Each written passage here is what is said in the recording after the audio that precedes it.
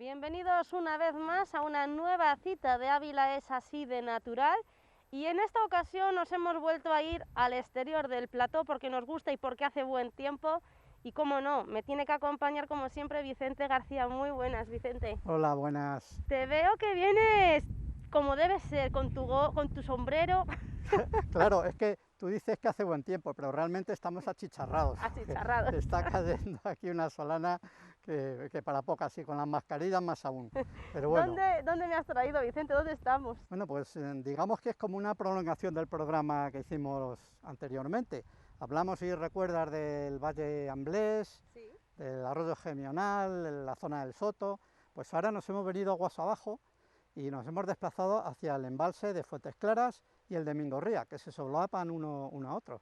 Estamos precisamente detrás de nosotros, se ve cómo está, lo hemos pasado muy mal, Vicente, con la sequía que hemos tenido meses atrás, y ahora da gusto verlo. Sí, hay que aprovechar. Además, hemos querido venir aquí a hacer el programa porque en pocos años podemos contemplar cómo el reculaje de un embalse llega casi al otro. Al otro. No se solapan porque hay casi 2 metros de diferencia de altura, pero pocas veces podemos ver esto así, entonces hay que aprovechar y disfrutar lo que podamos de ello. Estamos en una zona también que tiene su propia fauna, su propia naturaleza. ¿Esta zona por qué se caracteriza? Pues fíjate, para los que tenemos cierta edad, hemos No conocido tanta. esto sin embalses. Es decir, que ten en cuenta que tanto el embalse de Mingorría o de las Cogotas y el de Fuentes Claras se hicieron, creo, en 1994, una cosa así. Entonces, realmente, entre comillas, no llevan tantos años hechos.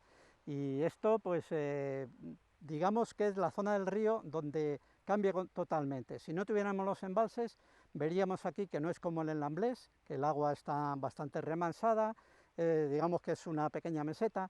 Aquí se mete en zonas de granito ya de la Daja y veríamos pozas bastante profundas e incluso muchos molinos, algunos de los cuales se han quedado bajo el agua.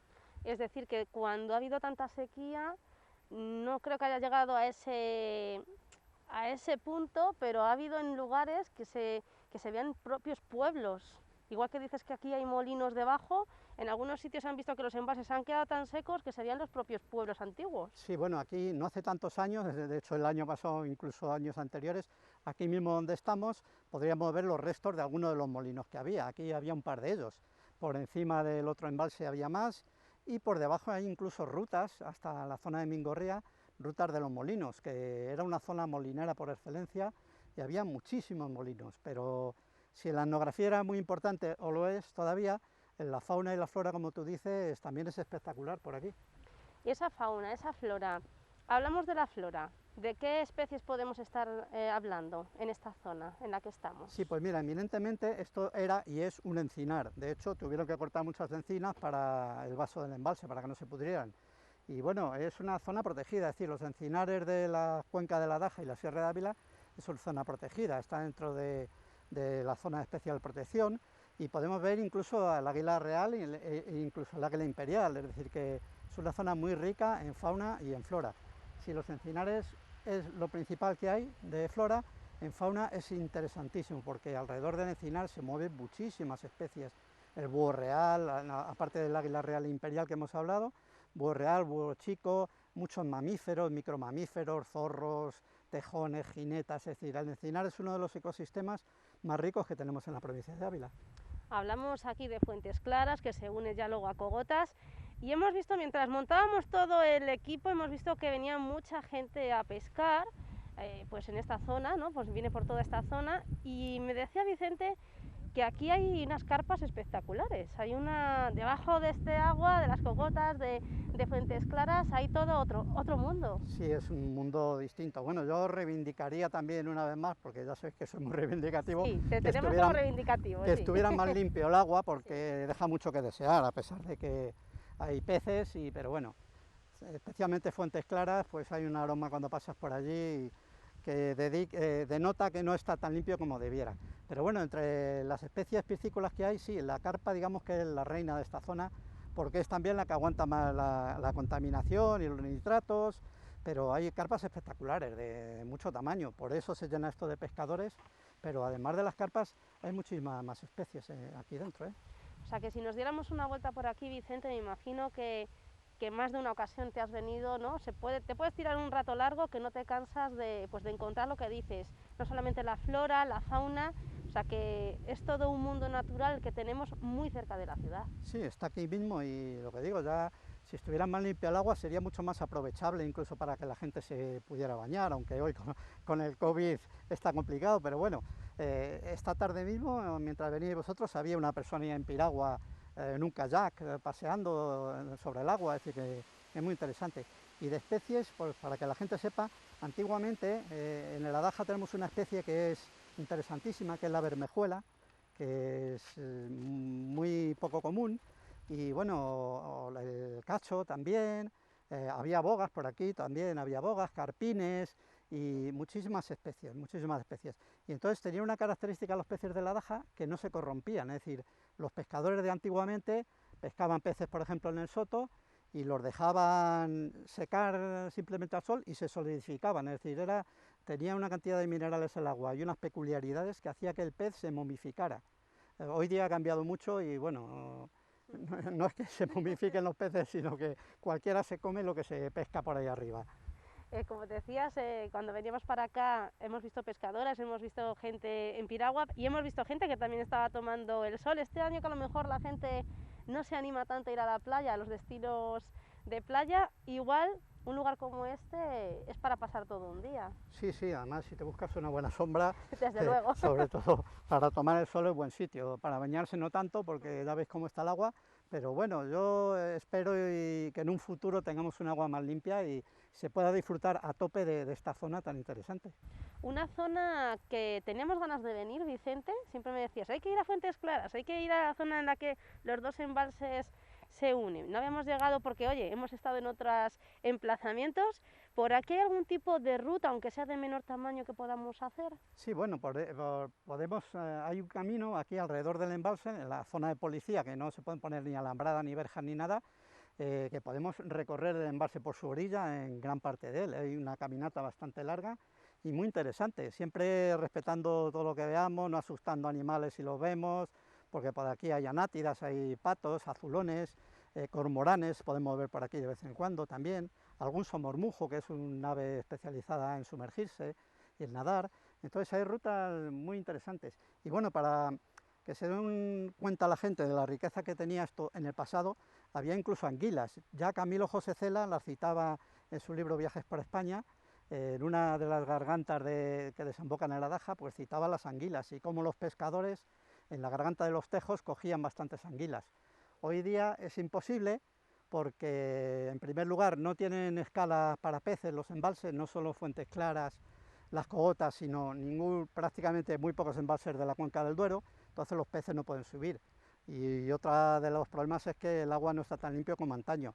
Pero bueno, se citan anguilas aquí en el pasado, incluso ha habido alguna repoblación también de la Junta de Castilla y León que ha echado aquí alguna y algunas ha pescado, pero es curioso cómo las anguilas subían desde el mar, es decir, desde Oporto se subían y llegaban hasta aquí. Y llegaban hasta la garganta de los tejos, allí arriba, en las fuentes casi de la Daja. ¿Y es zona también de cangrejos, Vicente, esta zona, o es menos? Pues mira, también tuvo su esplendor tanto la Daja como el arroyo del Obispo, llamado así, un arroyo que desemboca aquí abajo, teniendo los cangrejos más grandes y más ricos que había en la provincia.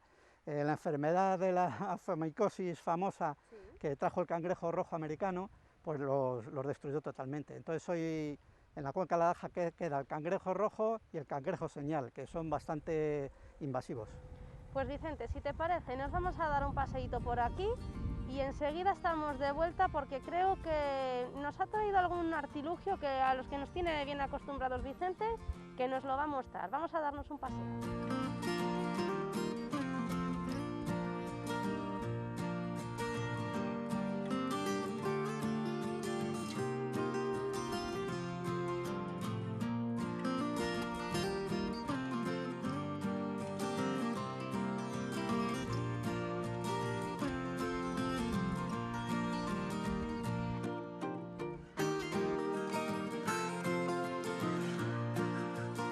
Después de este pequeño e intenso paseo con Vicente por toda esta zona, pues estamos aquí con un artilugio que es un refugio de mariposas. Vicente García, Otras veces hemos hablado de refugios o casitas para pájaros y hoy es exclusivo de mariposas. ¿Qué peculiaridad tiene? Sí, fíjate, es una cosa muy curiosa porque mucha gente incluso lo ignorará, que existen refugios para mariposas, porque la vemos revoloteando en la primavera y en el verano por ahí, tan a gusto y tan felices. Pero claro, cuando empieza a llover o empieza el otoño y hace algo de frío, las mariposas siempre se buscan un refugio por ahí, entre las grietas de las casas. Entonces, si tenemos un jardín o queremos facilitar que se escondan, pues podemos utilizar esto, un refugio para mariposas que deja justo para que puedan pasar por allí dentro. Vemos aquí como diferentes huequecillos para que se cuelen por ahí, ¿no? Que se metan por allí. Este refugio es también de Linneo, que el Linneo, no sé, lo hemos comentado otras veces, es de Quercus, que es una revista también por excelencia. Esta es la de este mes, pero bueno, no vamos a hablar de ella por no extendernos, pero dentro de Quercus, de revista Quercus, y dentro del Linneo podemos ver este artilugio y muchos más. Entonces voy a cogerle para que veáis un poco las características que tiene. Si quieres, ¿sí? esto, Vale, pues en primer lugar, lo básico es eso, es decir, unas rendijas para que se metan las mariposas. Como veis, aquí no se pueden meter pájaros porque no caben. Entonces, interesante de esto es que es de madera certificada, es decir, tiene un sello de certificación de origen, ¿sí? Que eso significa que es madera sostenible, que no es madera ilegal, sino de bosques sostenibles, cosa que es importante, conseguir madera sostenible. Y luego, otra peculiaridad es que este refugio de mariposas se abre también, un lateral, para que podamos meter unas ramitas aquí de pie, para que si se metan las mariposas se puedan posar en las ramas y puedan estar varias, unas cuantas aquí dentro. Entonces, es interesante esto, podemos dar más vida a nuestros jardines poniendo un refugio para mariposas. Además esto me parece que vale unos 13 euros, una cosa así. Sí, que es muy asequible, ¿no? Aunque es de madera y madera certificada, es bastante asequible. Y es uno de los cientos de productos que podemos encontrar en Linneo, que es la librería no solo de libros de Quercus, sino también de un montón de artilugios de este tipo.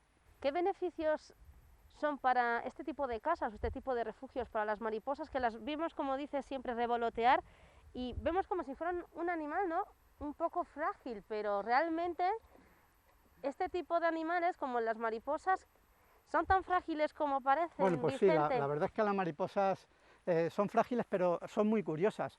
Por ejemplo, imaginaos cuando llueve, una simple gota de lluvia podría destrozar una mariposa, sí, porque son tan frágiles, tan delicadas, pero se ha descubierto recientemente que las escamas que protegen las alas de las mariposas son capaces de disgregar el agua, es decir, si les cae una gota de agua, no rompe totalmente en la ala de la mariposa, sino que se convierte en muchas minúsculas gotas, con lo cual el impacto es mucho menor y aguantan bien las gotas de lluvia. Por eso, si les cae una gota de agua, no las destroza, porque con lo frágiles que son, las dejaría destrozadas. Y no obstante, pues bueno, cuando llueve y hace frío, si encuentran refugios de este tipo o grietas en las paredes, pues se esconden también para protegerse. Tenemos que protegerlas además, ¿no, Vicente? Sí, sí, tenemos una variedad de especies. Además, incluso en Ávila hay mariposas que son casi exclusivas. Tenemos en la Sierra de Ávila la ajedrezada rusa, que se han dado muy pocas citas en España. Incluso en la cuenca de la Daja hay también un par de especies que se dan casi en la provincia de Ávila solo por aquí. Entonces hay una variedad muy grande de mariposas, pero también hay algunas muy frágiles. Por eso yo animo a que no hagan coleccionismo de mariposas. Es una gran pena, desde luego. Vamos a contemplarlas, a hacer las fotografías si queremos, pero por supuesto no a capturarlas, porque podemos estar cargándonos a unas de las últimas que existen. Dices de hacer fotografías, Vicente, pero es tremendamente difícil hacer una fotografía a una mariposa, ¿no? Bueno. ¿O has hecho alguna, Vicente? Sí, hay que tener cierta paciencia y también un teleobjetivo mediano, claro. Con un móvil no te puedes acercar porque se van, pero bueno, siempre hay trucos, es decir, para fotografiar mariposas la mejor hora de la mañana es por la mañana prontito, cuando empieza a salir el sol, y a la última hora del atardecer, pero sobre todo por la mañana, que están desperezándose y todavía no vuelan muy rápidamente. Bueno, Vicente, pues con este consejo, estos consejos que también nos aporta Vicente siempre y que son muy útiles, oye, pues que las mariposas, a mí, por ejemplo, es un animal que siempre me ha fascinado y me parece tremendamente importante protegerlas. Y como decimos, con estos consejos nos vamos a ir a publicidad, pero no se vayan muy lejos porque a la vuelta vamos a hablarle de otros muchos temas. Aquí, en Ávila es así de natural.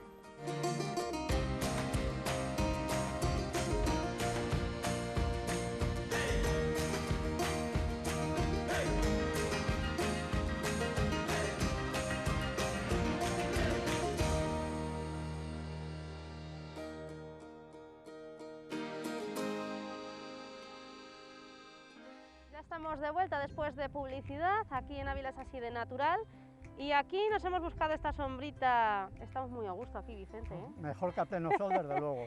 Y ahora pues nos toca hablar, como siempre, pues de esas revistas, de esos libros que nos aportan toda la actualidad y también mucho conocimiento. Y hoy nos vamos a fijar en los faros. Hay un libro tremendamente importante y que no puede faltar en nuestra biblioteca si os gustan los faros. Yo soy un amante de los faros, Vicente, no sé tú. Sí, también me gusta. ¿Y qué libro estamos hablando Pues, ahora mismo? Me gusta especialmente no solo los faros, sino el libro este porque trata de los faros del norte, de Julio Herrera, es un fotógrafo bastante bueno.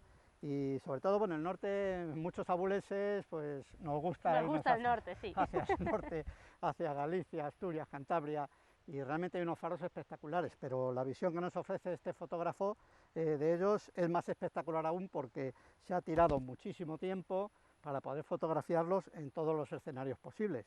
Bueno, es de Anaya Touring, del grupo Anaya, que está especializado en viajes, y ya hemos traído algún otro libro también. Y bueno, es espectacular incluso al abrirle las solapas que tiene. Mira, agárrale por ahí. Sí. Es un libro...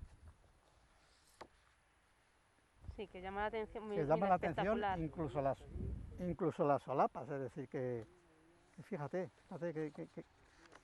Un desplegable totalmente... Un desplegable, pero el interior es igual de interesante, es decir, no solamente nos habla de los faros y nos pone fotografías de ellos, sino que nos cuenta también parte de su historia, es decir, incluso faros interesantes, o también si poder decir a la gente, bueno, ¿y qué tiene que ver con Ávila esto? Pues bueno, ya hemos dicho que nos gusta mucho desplazarnos a los abulenses, y también figura, por ejemplo, el faro de Llanes, que tiene los cubos de la memoria que pintó Ibarrola, y sabemos que Ibarrola por aquí también tiene una finca en la cual ha pintado también en algunas piedras. Hablas de la importancia de la fotografía, vemos que hay fotografías de día, fotografías de noche. Me imagino que ahí lo que el fotógrafo en este caso busca también es la luz, ¿no? La luminosidad, ese juego, ¿no? De luces es importantísimo. Sí, sobre todo en los faros, pues bueno, lo que tú dices, luces, sombras, fíjate, puestas de sol, pero también tormentas, que bueno, Cantabria, Asturias y no sería lo mismo sin esas tormentas. Sin esas tormentas que a veces tapan los faros las olas casi. Entonces también nos muestra algunas fotografías de cómo esas olas y cómo esas tormentas taparían los faros. Es decir, hay una cantidad de imágenes tremenda, imágenes apacibles, que dan motivo para la serenidad, los contemplas y te sientes relajado, y otras bastante fuertes y bastante tremendas, que ves como una ola de 12 o 13 metros pasa casi por encima del faro.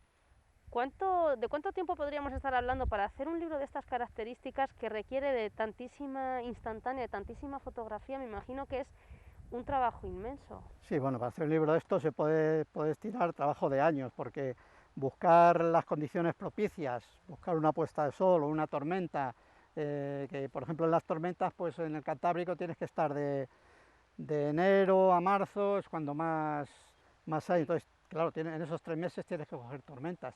Tienes que estar muchísimo tiempo trabajando y sobre todo documentándote, porque claro, no son simples fotografías, sino que también la historia, lo que decíamos, la documentación de los faros, que también es bastante curiosa y además muy bien documentado. Te enteras mucho de los faros.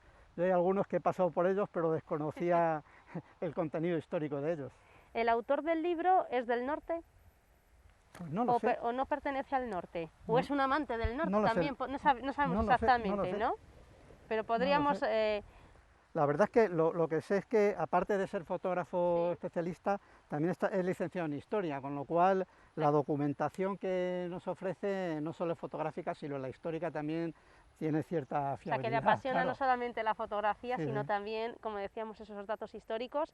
Y para hacer fotografías de este estilo, Vicente, a ti que te gusta también hacer muchas fotografías, ¿Qué tipo de cámara podríamos llevar para, fíjate lo que es la portada, bueno, ¿no? la Para hacer portada unas sí. fotos de este tipo, me imagino que saber el manejo de las características de la cámara y todo tiene que ser unas cámaras en concreto, Sí, ¿no? No bueno, podemos ir con el no, móvil, como no, decíamos antes. bueno, ya los móviles sacan fotos Sí, muy buenas, sí, pero bueno, los objetivos no tienen nada que ver. Un objetivo de una cámara reflex con objetivos intercambiables o incluso una compacta de las de nueva generación no tiene nada que ver con el móvil.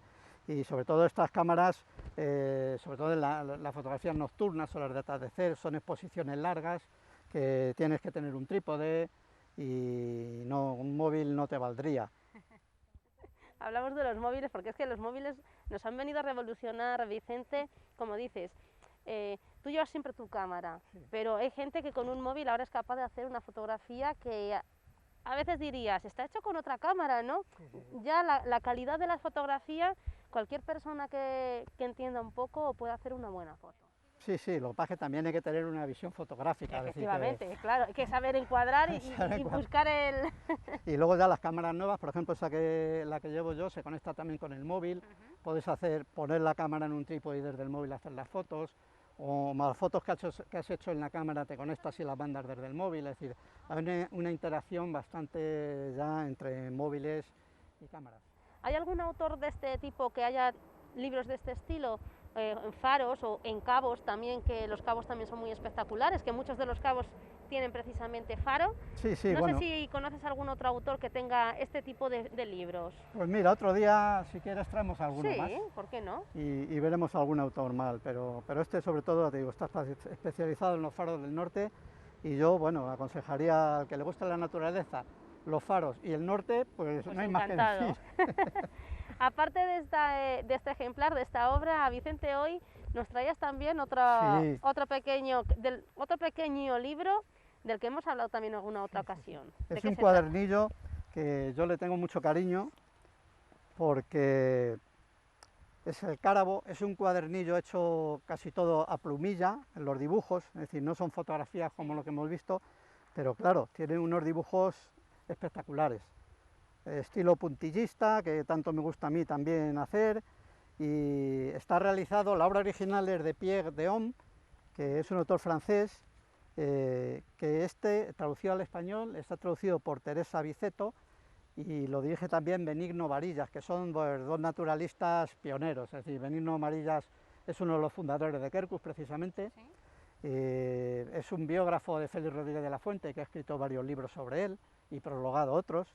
Y bueno, y Teresa Biceto también es una luchadora que mantiene el Cárabo, porque es difícil un cuadernillo de esto mantenerlo en el tiempo. Entonces, este último Cárabo que nos ha llegado, que es el número 88... ¿Cada cuánto es la edición? ¿Cada cuánto publican? Pues normalmente se publica cada 3 meses, pero no está disponible en librerías. Hay que pedirlo en la web del Cárabo, por correo electrónico o por teléfono.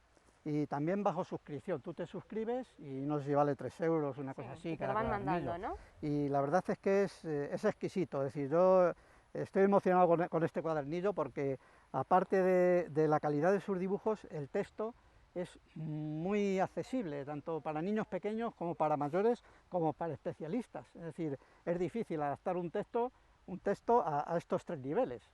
Pues Cárabo está adaptado. Además, tiene cosas inéditas, muy curiosas, y te descubren aspectos interesantísimos. Por ejemplo, ¿En este? ¿De qué hablan? ¿En qué se centran? En este, si la gente recuerda el anterior que tuvimos, era el Martín Pescador, sí, que lo vimos, yo creo que en las cogotas. En las cogotas, pues sí, cuando hablamos de los encinares. Exactamente, pues este sería la segunda parte del Martín Pescador, con sus andanzas, cómo empolla a sus huevos, cómo cría a sus pajarillos, incluso cómo algunos martines pescadores emigran, sobre todo algunas hembras, y otros se quedan aquí y mueren una cantidad tremenda en invierno, pero consiguen recuperarse. Tiene unos aspectos curiosísimos. Y luego, dentro de este mismo cuadernillo, que no suele ser normal que metan 2 especies, pero en este caso sí que lo han hecho, hablan de la musaraña, que precisamente por aquí podemos encontrar alguna. Sí, que siempre hablamos, estás en las musarañas, dirá la gente. ¿Qué es la musaraña? Pues la musaraña, fíjate, es el mamífero más pequeño que existe. Es decir, puede pesar simplemente unos gramos. En el caso, por ejemplo, de la musaraña etrusca o la musaraña enana, puede tener 2 o 3 gramos, es decir, del tamaño de 2 grillos, para que os hagáis una idea. Es insignificante y diminuta, pero tiene una vida muy curiosa y muy interesante, sobre todo lo que nos descubre aquí en el Carbo, cómo es capaz de meterse entre las grietas o cazar incluso animales que son tan grandes como ella, insectos, porque es insectívora, está protegida por la ley y sobre todo, ya te digo, es muy interesante por la documentación que ofrece, pero también con un aspecto humorístico, es decir, que nos reímos porque... Sí, porque en los detalles, ¿no? Sí, Tipo cómic, sí, alguna vez que hemos leído en la otra ocasión, era humorístico, me acuerdo claro, yo de ello. Sí, nos pone animales como protagonistas, por ejemplo, como si una urraca relatara la vida de la musaraña, con anécdotas, con... Haciendo la lectura amena, ¿no? Y Exactamente. que la gente, pues, por así decirlo, que piquemos, como si fuera a picar el anzuelo, ¿no? Para que te enganches. Mira, aquí vemos el tamaño de la musaraña Sí, y lo un que grillo, decías. es que es casi más grande. El doble, casi más o menos, lo que decías, más o Si menos como dos le grillos. quitas el rabo Y se queda como un se grillo. queda un grillo en medio. Hablamos de los grillos, ahora que dices lo de los grillos. Ahora en este tiempo, Vicente, los grillos siempre los tenemos ahí de fondo ya, ¿eh? Sí. A ver, sobre todo este año que ha habido muchas lluvias y bastante hierba, pues bueno, vamos a ver más grillos, vamos a ver más mariposas para que se puedan refugiar en nuestras casetas. En nuestras casetas. Y también más insectívoros. Es un ciclo completo, es decir, si la naturaleza es potente, ha llovido mucho y la base que son los insectos hay más, pues toda la cadena trófica alimenticia aumentará también. Y eso es bueno para todos. Eso es bueno para todos. Y si no, no hay más que mirar el agua que tenemos este año y lo que teníamos hace un par de ellos, que no sabíamos desde luego que sí. beberíamos. Pues dejando un poco aparte ya, Vicente, estos libros, vamos a ir cerrando ya. Vemos aquí, lo que sí quiero preguntarte, esto que viene ya en lo que es la cara posterior del Cárabo, ¿son ediciones anteriores Sí. o son ediciones Sí, son anteriores, ediciones ¿no? anteriores que siempre también las podremos adquirir porque es muy interesante. Yo tengo la colección completa porque es que se aprende mucho, te diviertes e incluso te sirve de consulta. En caso de a lo mejor que dudes algo sobre algún animal o alguna especie, aquí hay datos científicos, no solo humorísticos, sino también científicos muy curiosos y muy interesantes. Pues en un lugar como Fuentes Claras, llevamos 2 programas que hemos salido al exterior, Vicente, y el próximo me ha dicho Vicente, me ha prometido que vamos a ir al plató porque nos tiene preparada alguna ruta. No sé si nos quiere desvelar o no, ya sabéis que Vicente es de poco desvelar esas rutas que tiene ya en trabajo, pero ha costado mucho esa ruta, aunque no nos quieras decir mucho, Vicente. Pues voy a decir un poquito nada más. Venga, un poquito. Es decir, la gente yo creo que también le gusta ver la ruta de la naturaleza, sí, aunque también les guste estar en el exterior como estamos nosotros, pero simplemente el próximo día que estemos en plató, voy a traer la última ruta que hicimos antes de la pandemia. O sea que tiene un hito importante.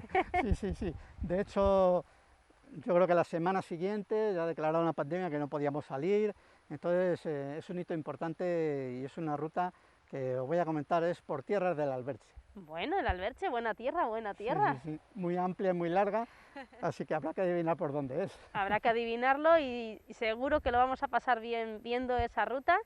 Y Vicente, decías que esa ruta era la última que hiciste antes del estado de alarma, ya se ha derogado el estado de alarma, ¿ya estás pensando en alguna ruta? Bueno, tenemos alguna en el bote todavía, lo que pasa es que ahora con este calor ya resulta muy complicado. Es difícil, ¿no? Y lo mismo tendremos que dejarlo para el otoño, pero vamos, que los espectadores nuestros no se asusten porque tenemos alguna esperando también que tenemos que montar. Exacto, que hay trabajo porque muchas veces estamos en plató y mostramos, Vicente, la ruta, pero hay que agradecer también a Vicente todo ese trabajo que hace de previo, porque él hace todo, él mete la voz con la ayuda también de tu equipo, hace todo el montaje y eso también es de agradecer, Vicente. Sí, bueno, vosotros sabéis lo que cuesta las horas y horas que nos tiramos en la postproducción. Bueno, pero nos gusta, ¿verdad? Sí, ya lo dice el refrán. Bueno, Vicente, pues nos vamos a despedir hasta la próxima ocasión. Muchas gracias, como decimos, por todo tu trabajo y por estar siempre con nosotros y nos volvemos a ver muy pronto. Esperemos y gracias a los espectadores que siguen el programa. Eso es, gracias a los espectadores porque ya saben que sin ustedes nosotros aquí no pintamos nada y Ávila es así de natural, se debe no solamente a Vicente, también a su equipo de ruta y cuando preparan todo lo que es la ruta y el montaje y luego nosotros la grabación en exterior o en plató, sino también pues que ustedes estén al otro lado de sus televisores. Nosotros Nos volveremos a ver muy pronto con Vicente García y una servidora aquí en Ávila Así de Natural.